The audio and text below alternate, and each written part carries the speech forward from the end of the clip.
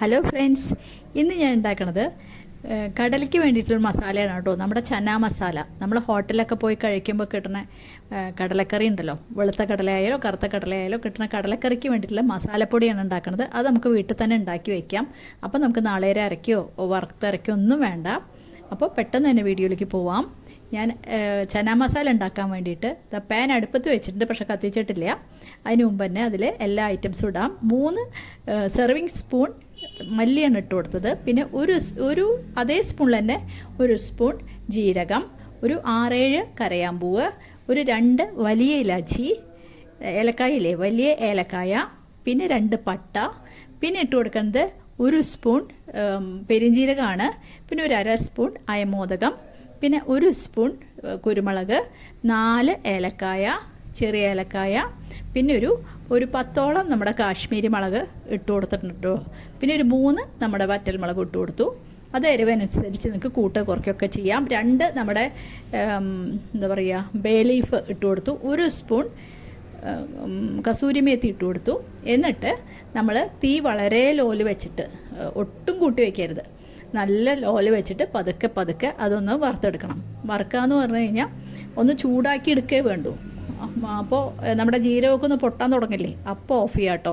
അപ്പോൾ കുറച്ച് നേരം നമുക്ക് ഇളക്കി കൊടുക്കണം. അപ്പോൾ തീ ഒട്ടും കൂട്ടി വയ്ക്കാതെ പതുക്കെ ഒന്ന് വെച്ചിട്ട് നമുക്ക് ഇളക്കി കൊടുത്ത് അതിനൊന്ന് നന്നായിട്ട് റോസ്റ്റ് ചെയ്തെടുക്കണം. അത്രയേ ഉള്ളൂ. ഇപ്പോൾ നമ്മുടെ പകുതി റോസ്റ്റ് ആയിട്ടുണ്ട്. ഒരു 5 മിനിറ്റ് കൂടി നമുക്ക് നല്ലോണം ഇളക്കി കൊടുത്തു കഴിഞ്ഞാൽ നമ്മുടെ മല്ലിയും ജീരകമൊക്കെ ഒന്ന് മുരിഞ്ഞ് കിട്ടും.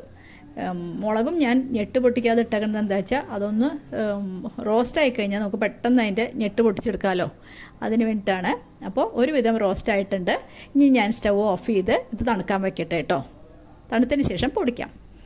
ഇപ്പോൾ നമ്മുടെ മസാല നല്ലോണം തണുത്തിട്ടുണ്ട്. അപ്പോൾ ഞാനതൊക്കെ മിക്സിയിലേക്ക് ഇട്ട് കൊടുക്കുകയാണ്. എന്നിട്ട് നമുക്ക് പൊടിച്ച് എയർ ടൈറ്റ് ഡബ്ബയിൽ എടുത്തു വയ്ക്കാം. അപ്പോൾ എല്ലാ മസാലയുടെ ഐറ്റംസും നമ്മുടെ മിക്സിയുടെ ജാറിലേക്ക് ഇട്ട് കൊടുത്തു.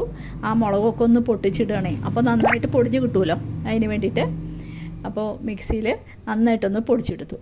അപ്പോൾ തുറന്ന് നോക്കുമ്പോൾ നല്ല പൊടിയായിട്ടുണ്ട്, നല്ല നിറമുണ്ട് കാശ്മീരി മുളക് ചേർത്തോണ്ടേ. അപ്പോൾ നമ്മുടെ മസാലപ്പൊടി തയ്യാറായിട്ടോ. നല്ല മണമാണ്. അപ്പോൾ ഞാനതൊന്ന് പ്ലേറ്റിലേക്ക് ഇട്ട് ഒന്ന് തണുത്തതിന് ശേഷം നമുക്ക് ഡബ്ബയിലാക്കാം. കുറച്ച് നേരം പ്ലേറ്റിലിട്ട് വെച്ച് കഴിഞ്ഞാൽ അതിൻ്റെ ഒരു ചൂടൊക്കെ ഒന്ന് പോയിട്ടേ. ഇപ്പോൾ നല്ല മണമുള്ള നല്ല നമ്മുടെ ചന മസാല തയ്യാറായി. വളരെ എളുപ്പത്തിൽ നമുക്ക് തയ്യാറാക്കിയെടുക്കാം. ഇനി നമുക്കതൊന്ന് തണുത്തതിന് ശേഷം കുപ്പിയിലാക്കാം കേട്ടോ. അപ്പോൾ ഞാനിവിടെ ഇന്ന് കടലക്കറിയാണ് ഉണ്ടാക്കണത്.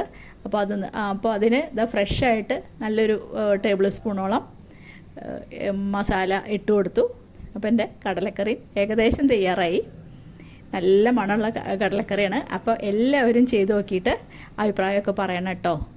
പിന്നെ എൻ്റെ ചാനൽ ആരെങ്കിലും ആദ്യമായിട്ട് കാണുന്നുണ്ടെങ്കിൽ ഒന്ന് സബ്സ്ക്രൈബ് ചെയ്ത് സപ്പോർട്ട് ചെയ്യാൻ മറന്നു പോകരുത്. സബ്സ്ക്രൈബ് ചെയ്യുമ്പോൾ കാണുന്ന ബെല്ലൈക്കൺ കൂടെ അമർത്തണം. ബെല്ലൈക്കൺ അമർത്തുമ്പോൾ കാണുന്ന ഓൾ എന്നുള്ള ഓപ്ഷൻ കൊടുത്തേക്കണം കേട്ടോ. ഇനി ഒരു പുതിയ വീഡിയോ ആയിട്ട് നമുക്ക് അടുത്ത് തന്നെ കാണാം. താങ്ക്